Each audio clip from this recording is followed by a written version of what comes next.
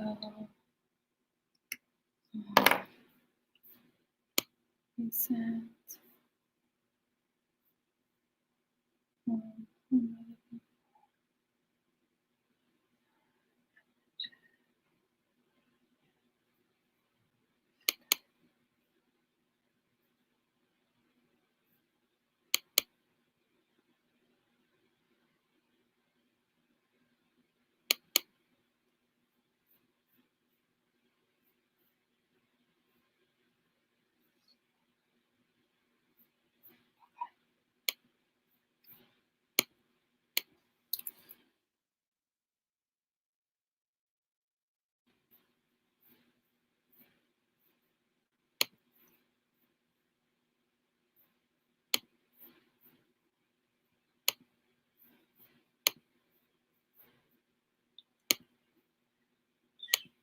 Now we've been told any day could be your last. I'm embracing every moment and I cherish every laugh, every smile, every hug, every kiss, every touch, every person in my life that I care about and love. But wait, maybe I'm getting too emotional. That's exactly what they say you ain't supposed to do. Suppress your feelings, never talk about your pain. Can't appreciate the sun without acknowledging it rains, right? That's right. So this a moment of clarity. And make sure you always protect your energy. You stay focused and your life.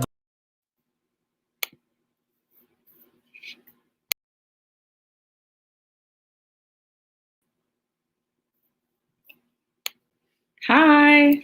All right. So, hi, beautiful people. If you are joining me for the first time, my name is Celeste. I'm a therapist from Boston.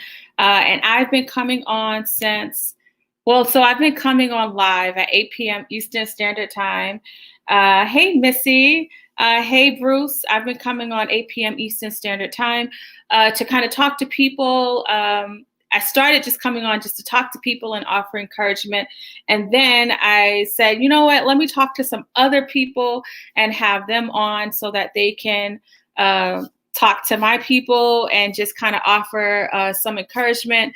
And there's so many different areas of our lives that has been broken down recently. And so I just really wanted to let people know that like it's okay to say I'm not okay, and to offer some direction if they're struggling with direction. So before we get started, so you guys know every night we have a special guest. And so we have a special guest tonight. But before we get started, first, hi. And then I wanted to show this text crisis line. So I know that some people are listening to me in different parts of the country, of the world. But here in America, we have this text hotline, 741-741. And you do not have to be suicidal to contact the number. This is something where if you're struggling, I know a lot of people are alone, with their thoughts, and that can be hard. And so I want people to kind of reach out for support. And so, like, even if it's not this text hotline, if you're listening to me out of the country, definitely look at your local state government website and kind of see what they have to say. Also, I encourage people to stay informed with the CDC website as well. A lot of times the news can be very, very overwhelming, and it does something to your spirit when you constantly are hearing the negative news, and a lot of times we are continuing to repeat the cycle and reposting. And so it kind of becomes like this addictive state, right? Hey, Gary, Missy says, my anxiety has been getting the best of me. I had to call EAP. Yes. And so EAP, for people that are working and have a job, a lot of times there's EAP services, which your employee pays for. Actually, it's a free service for people. And a lot of people don't realize they have it, where you can get free counseling. There's different things. There's financial advice. There's a lot of different things that EAP offers. So that's really good that you did that. And so, like, with the anxiety is something that can start off very small and then kind of continue to grow, depending on what we're doing about it. And so I feel like we end up feeding the anxiety and allowing it to grow when we kind of continue to watch the news or continue to stay isolated and not reaching out for support. And I understand that the support that may have been available to you in the past is going to look a lot different. So it looks a lot different. I always say, like, it's okay to mourn the loss of the life that that you had, and that's okay. And so I do want people to do that, but I also want people to kind of look at where they are and create a plan on a direction that they want to go. So that's important. So one of the areas that helps us a lot, for me personally, is like spiritual growth. I think that's important. And I know for a lot of people that has looked different lately, the way that we kind of do church or do, the meeting people in the same congregation, the same building. I think that can be a very powerful experience, even though, a lot of people think the building is the church, but actually people are the church. And so there's a powerful experience, I think, when you're around another person in the same space. I think that's very powerful. Unfortunately, that's not available for us, and that's very sad, And I know a lot of people are struggling with that. So I have a special guest who I'm going to introduce. I'm going to let her introduce herself to you. Her name is Mona Thompson, and I'm going to add her to the stream. Hello, how are you? I'm doing great. It's great to be on with you on just so many important topics that you've been sharing, especially since the pandemic and a lot of us being quarantined and not being able to fellowship with others. And I think, like you said, all of our lives have been disrupted, and we are all living different lives right now. Mm-hmm. We are. And can you tell people a little bit about you before I kind of ask you about helping my audience a little bit about what you do? I think that would be helpful for them, for people that are meeting you for the first time. Sure. My name is Mona Thompson. I am the senior co-pastor, along with my husband, of Jubilee Christian Church. We have a church in Boston and a church in Stoughton. I'm also one of the Eastern Regional Commissioners for Women and Girls. I definitely advocate for women and girls, helping to pass laws and just helping women to be empowered and helping girls with self-esteem. I'm an author of 3 children's books and 2 devotionals. And I also host 2 conferences for women annually. And I'm the founder of Rise Girls program, reaching into self-esteem for young girls ages 6 through 14. Yes. And so she wears a lot of hats, right? Mm-hmm. It's fair to say you wear a lot of hats. And then all of her information too is on her website, which is streaming below. So, the books, everything that she does, you can find everything kind of in one spot on her website. So one of the things that I think people have been struggling with is this idea of having church on the computer. Yes. I'm curious about what it looks like on your end as the behind scenes person having to facilitate this process. It was kind of rushed. It felt like one minute it was 500 people, 250. Now we're talking 6 feet. So there was a lot of drastic changes that kind of hit us as, community hard. But then I know on the back end for people that are delivering these messages, it had to have hit you guys as hard as well. Yes. So, I mean, as with any, whether it's business or whether it's church, we had to move very quickly because we heard that we were going into a quarantine. And so literally we had church on Sunday as we know it, like 3 weeks ago. And then we had to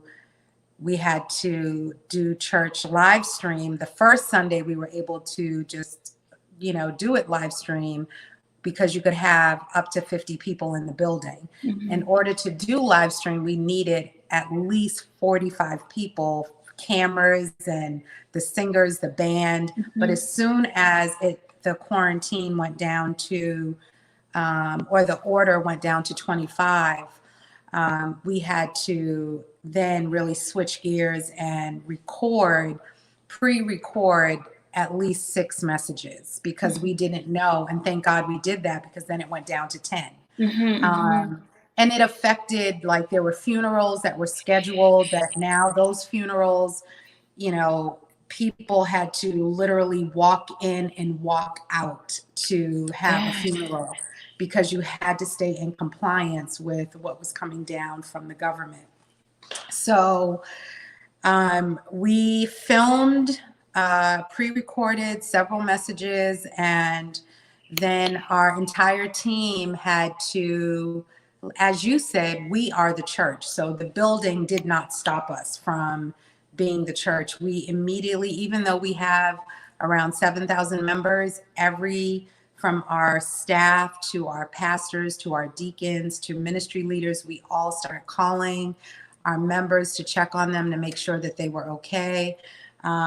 We live streamed on Facebook, on Instagram, on YouTube. And so all of us were hosting watch parties and communicating with the people that would come into our watch party, and really giving an experience. Even though we were socially distant, we felt like we were connected through social media. And then my husband and I started going on Facebook Live every night at 7:00 and just showing the human side, and just giving people an opportunity just to laugh and not think about, you know, Corona. And as you said, just all of the news can be overwhelming. And so we felt like, yes, we're offering the spiritual message, we're offering, you know, a service, a word of inspiration to kind of carry people through, but then we also wanted to offer laughter. So that's kind of how we've been dealing with just the state that the world has found itself in. Yeah, that's good. I thank you for sharing that. It sounds like there was a lot of moving parts, but now things have been kind of settled on that. And what would you say to people that might feel like they're struggling, but they're not used to feeling this way because they've always held on to faith, and now that their spiritual journey looks a little differently because they're not going to prayer, to joy night, or the different nights with people? I think that can cause you to waver a little bit in the way that you feel. What would you say to offer some encouragement for those people? Yeah. So what we've tried to do is take a situation that is abnormal and normalize it as much as we can. So we still do morning prayer online every morning. It's from 6 a.m. to 7 a.m. Pastor Matt, my husband, he's doing morning prayer. He's, you know, it's amazing to me, not just because he's my husband, but he's asking people to comment, so you feel like you're interacting. I mean, you are interacting when you comment. He's, you know, put in people's names that you want us to pray for, prayer requests, testimonies. So that happens every morning, Monday through Saturday. So Monday through Friday, it's 6 to 7, and on Saturday, it's 7 to 8. I think for me, you know, the other day I posted, I had to walk away from the news because I was feeling overwhelmed with all of the information. And now I'm constantly working from home. I'm still getting, you know, messages from people, like really some grave situations are going on. And then we've, you know, also had to deal with a lot of people that are dealing with mental health challenges because they're consuming all this news, and like you said, anxiety is overtaking them. So for me, I think, you know, Psalm 42 is probably one of the best Psalms in this particular situation that we find ourselves in, because I love how in the Psalm, David talks to his spirit man, and we see the human side of a man that has just gone through so many things. And he talks to his spirit man and he says, "Why is thou cast down, O my soul? Put your hope in God." And it's like, sometimes you've got to talk to like what you're feeling. And once you can, even if you can't identify it, it's like you can have the conversation with yourself, like, why am I feeling this way? And then the second thing that you can do is to talk to someone just to get it out. Because that's what happens is when we're left with our own thoughts, they just begin to escalate and they grow. And depending on how your imagination is, man, it can take you over. So I think really just trying to be in tune with yourself, and I was so glad you put the link up where you can text to get help. We've also added panel discussions to our church services online, because we also felt like, okay, yes, here's your faith, but then what are the practical things that you can do along with your faith to help sustain you in these times? I love that. And one of the things that you mentioned when you brought up the Psalms is getting in tune with yourself, talking to yourself. I think that's powerful to do. But it does require stillness, right? It requires being mindful of the things that are distracting you or that you're replacing. So it could be anything, right? It could be food, it can be substances, it could be so many different things. It was more things available before the quarantine. I think now there's not as many things, but we can still end up trying to distract ourselves with that. But there is power in stillness. And one of the things too, if you don't have an actual person to talk to, writing down, getting a notebook from Dollar Tree or just paper and just kind of writing out your thoughts. There's something powerful about writing out your thoughts, because when they're in the sea of uncertainty, which a lot of us are feeling right now, it just allows that uncertainty thought to grow into something massive. Right. There's something that in Psalm 42, I love how it says this. These are the things I go over and over, emptying out the pockets of my life. I was always at the head of the worshiping crowd, right in the front, leading them all, eager to arrive in worship, shouting praises, singing thanksgiving, celebrating all of us in God's feast. And then it says, fix my eyes on God, and soon I'll be praising again. He puts a smile on my face. He's my God. When my soul is in the dumps, I rehearse everything I know of you.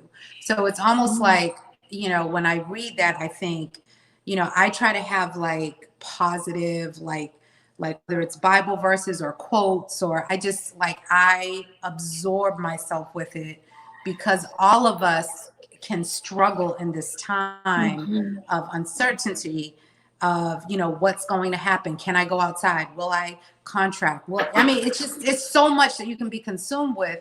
But if you now begin to just have, positive quotes and phrases all around you, then it's like, I have on my wall behind me, it says grateful. And so whenever I see that, I just try to think of one thing that I can be grateful for. And that like helps me when I don't have strength, because all of us can feel like weakened, and you have to have things that you can look around that will just kind of like absorb the negative energy that may be coming from the news or family members or whatever. That's really good. And being able to do what Mona's speaking of, I think it's something that we have to be intentional about. Even if we're feeling good in the moment, I think it's powerful to just kind of surround ourselves in the atmosphere of the environment that we want to create, even if we're not feeling it. Because even though you have grateful behind you, there's some times where you're struggling, right? But you can still look at that, and I feel like you're feeding your spirit. Not creating that environment, I feel like we end up feeding the fear. And that's the one thing that we don't realize we're doing unintentionally. Nobody says like, let me feed my fear. Nobody like intentionally says that. But if we're not mindful on how can I feed my spirit, we're going to feed the fear. Right. And I think sometimes when, especially those of us that are, walking in faith, sometimes it's almost like people walking in faith can forget, like, no, sometimes you can struggle with things and it's okay. It's, the other day, like I said, when I posted and I was like, guys, it was a tough day for me because I heard about 2 people passing away. I heard another story of someone in the hospital and I was feeling down and I had to just go quiet myself. And then I had to take a deep breath and say, okay, how are you feeling? What got you here? And how, think of some good things because these thoughts are starting to overtake you. Yeah. And I feel like, even, when my husband and I decided to go on live at 7:00 and just show 20 minutes of our family just having a good time. Some people were like, oh my gosh, how can you do this? And like, it's Corona. And it's like, no, like we received so many messages from people. Just yesterday, I received a message from a woman who is bipolar and she thanked me for just showing a side of our family so that she could just have some laughter because she's by herself. And so sometimes we forget, like, it's okay to be human. It's okay to show a human side and not to always be like, get your Bible out and I'm going to slap oil on you. And yes, that's fine. But, we're in a season where we need to laugh a little more. We need to, everyone, we're all at the same playing field right now. Everyone's quarantined. So, there are some people that are essential that can work. And then there are those of us that are now, our lives are completely different. We're either working from home or we were laid off and you don't know who's by themselves. Another woman wrote me and she had to self-quarantine so that she wouldn't infect her grandmother. There's so many challenges going on. And so we've got to find some, there's a book called Splashes of Joy in the Cesspool of Life. And I think that when you said it, you said sometimes when you get up, you have a little bit more energy, you have a little bit more joy. And those moments, if you can tap into that, and even if you could just write, I feel great, and you just put it on a room that you're going to be in, so that when you're not feeling great, you can look at it and just be like, when I woke up yesterday, I was feeling great. I want to feel that way again. Yeah. So, yeah. And I think doing that reminds you that you won't always feel that way because in the moments of despair, it does feel like you're always going to feel that way. But and when I have those moments, I remind myself that the rainbow comes after the rain, right? Yeah. And during the rain, it's hard to remember that because you're struggling. And so even though, like, for instance, you and your husband went on and did this thing, it's not that you are negating the struggles of the world, but you know that like trouble is not going to last always, but it's happening right now. And so thinking about what are the things that I have within my control, because the things that are happening outside of our home is not within our control. And that's the part that anxiety feeds off of, the what ifs, or the dwelling on the past, right? And not being able to be present. Being present, I want to acknowledge, is very challenging if it's not a practice that you've done before. It's not something that's easy. And I don't want to make it seem like it's an easy thing to be present. But there's actually a lot of power in being present, because your thoughts are not going to control you, right? You're going to be in control. Does that part make sense? Yeah. And I think the other thing too is on Saturday, I was dealing with someone who was going through a bipolar episode, and they had the app CDC on their phone and they were consumed with it. And so they were like, they couldn't go outside because what if they catch it? And so I just, patiently like talked them through it to say, well, yes, they're saying that you have to be careful if you go out, but also they're telling you to go outside and get some sun and do some walking. So sometimes these messages can be conflicting, but I think if we're patient with each other, then we can help those that are, struggling alone to kind of get over the hump so that they can make it. Yeah, no, This is that's good. it's a difficult time, even people that are having to go to the hospital, and just get checked to see if they have any ailments. I don't know if you're like me in this way, but I had to stop watching the news because I would get like I had a ache in my back, and I was like, oh my gosh, I think Yeah, and I was like, calm down, like yeah, turn the news off, take a hot shower, let the hot water be on your back, you're yeah, fine. yeah, And I was fine, but all of this information coming from all these different places, and your life is turned upside down because now you're pretty much confined to your house. hmm, Then it's everything is abrupt, and so we're all having to deal with it, and we're all trying to figure it out the best way possible. So I think just being patient with each other, staying in community. And, I personally think that at this point, if you use social media as a tool just to stay connected, if not to get information, but just to stay connected with hmm. people, it can be very powerful. That's true. So using it as a tool to stay connected, yes. Hmm. And What? even those people that are alone, just checking in with someone saying, hey, I just, maybe I'm sad today, but I want you to know I'm okay. Or just offering something so that, we know that those people that we know and love. And even if you just know someone as an acquaintance, just checking in to make sure they're okay. That's good. I love that. What are some like takeaways you want to give to people? Because we covered a lot. If you just are joining us, I'm with Mona Thompson, and she touched on a lot of different things. This is going to be available on the podcast. So if you follow my podcast, you'll get this episode, or you can watch the replay. But I do want you to leave us with some takeaways for people that might find themselves feeling what you're saying. Maybe they've heard it for the first time. And sometimes when it comes from somebody that's faith-based, your transparency is amazing to me because I grew up in a time in church where that never was the case. I never heard nobody say mental health was real. So to have you be so transparent and talk about mental health is a real thing that people are struggling with, and that you're struggling. I think Pastor struggled. Yeah, So yeah. I'm grateful Uh, for you, but I would like for you to leave some encouraging words.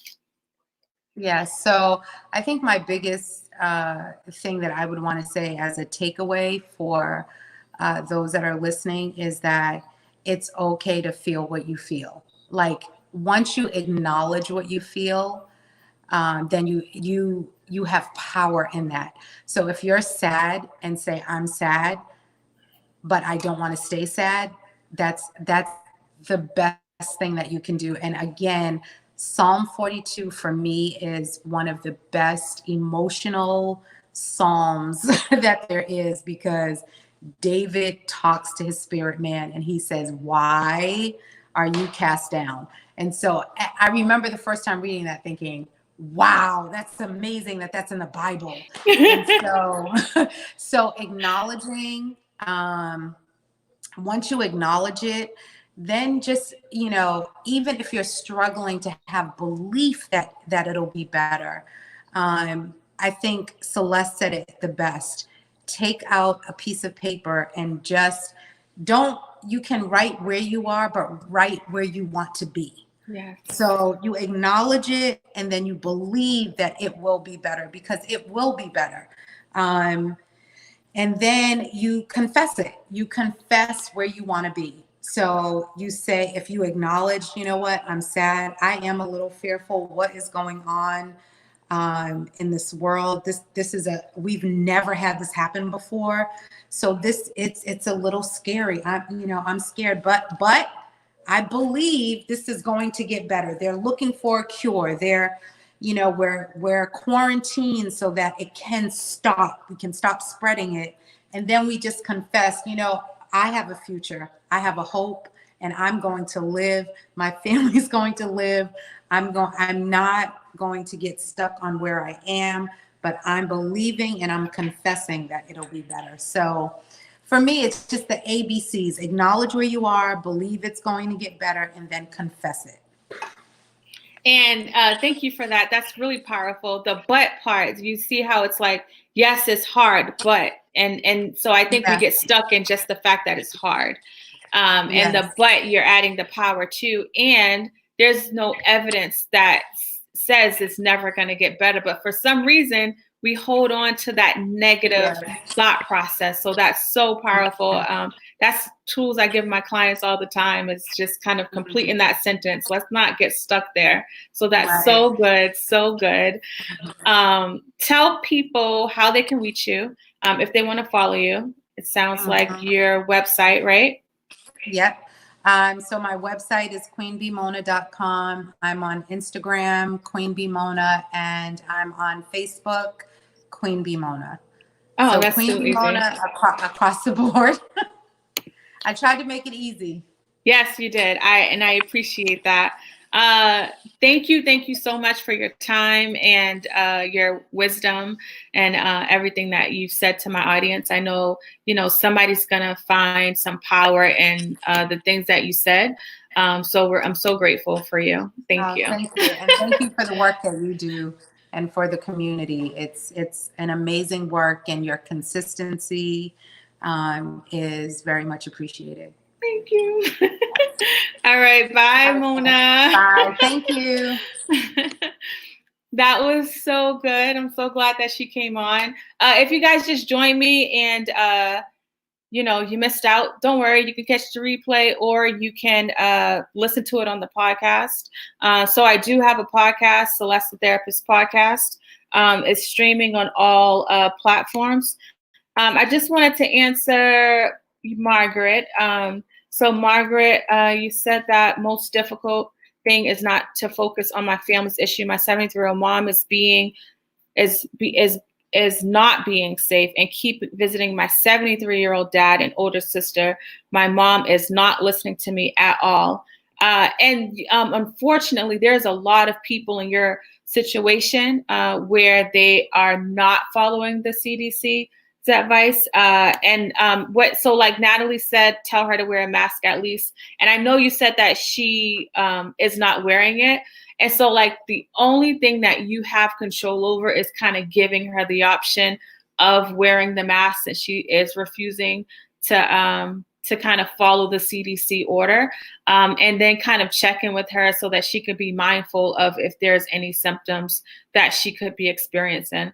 That's hard, especially with the older population. Sometimes they just kind of, they're not going to listen. They're going to do what they're going to do. And so we just have to, like, in order to not get so wrapped around our anxiety around it, we can alleviate some of the anxiety that we're feeling around the fact that they're not listening by checking in with them on a regular basis, to just kind of ask them how they're feeling, because that's kind of the only thing that we have power over doing. And so that's really hard.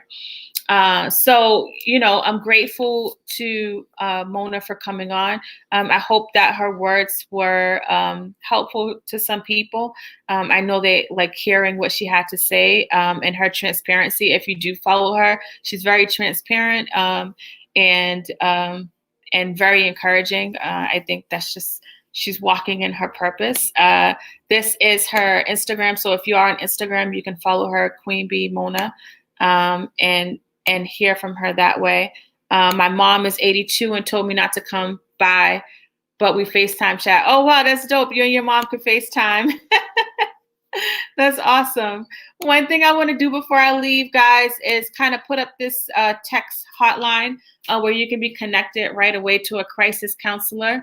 where, you know, you might be struggling. Something like powerful that Mona talked about is writing it down, like being present with your thoughts. There's so much power in being present with your thoughts. And so like, even if you have to write out how you're feeling on this text hotline, that's something that you can do. Finding out if your government agency has any lines of support, that's going to be helpful as well. And so you guys can follow me on Instagram. I'm on Facebook. So we're streaming live on 3 different sites, but I have 2 Instagrams. This is just Celeste the Therapist, where I literally just talk about mental health stuff. So you can follow me there. And this one is where I just share like family stuff and other things that I'm doing, along with like mental health stuff, but everything is on this place. And then this is my podcast. It's streaming on all podcasting platforms. So thank you guys so much. We'll be back tomorrow, 8 p.m. Eastern Standard Time. I'm going to have on another special guest. Thank you. I appreciate you for rocking with me.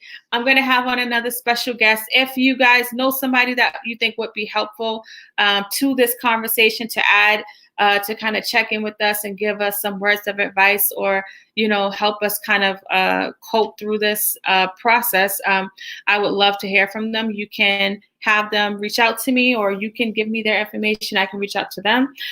So I love you guys. I'll be back tomorrow, same time, and we are going to rock out then. Bye. Now we've been told any day could be your last. I'm embracing every moment and I cherish every laugh, every smile, every hug, every kiss, every touch, every person in my life that I care about and love. But wait, maybe I'm getting too emotional. That's exactly what they say you ain't supposed to do. Suppress your feelings, never talk about your pain. Can't appreciate the sun without acknowledging it rains, right? That's right. So this a moment of clarity, and make sure you always protect your energy. You stay focused and your life